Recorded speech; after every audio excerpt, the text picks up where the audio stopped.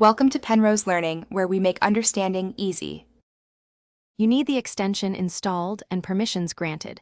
Start now by opening your browser's add-on store and installing a reputable user agent switcher.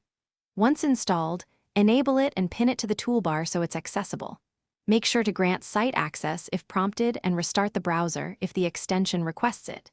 Now open the extension's options or the DevTools panel to prepare profiles. Create at least one custom profile for testing. With that done, you're ready to choose a user agent string and apply it. You'll now select or craft the exact agent you want. Pick a built-in profile for common devices or paste a custom user agent string for precise emulation.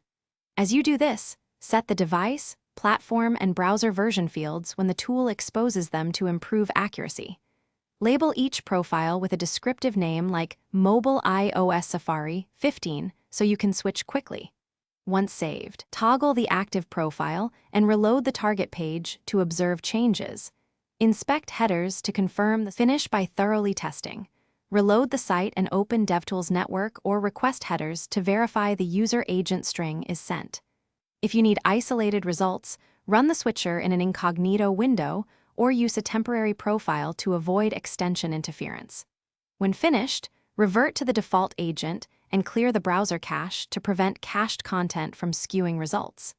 If pages still behave oddly, disable other extensions and confirm the UA string format is correct. That usually resolves conflicts.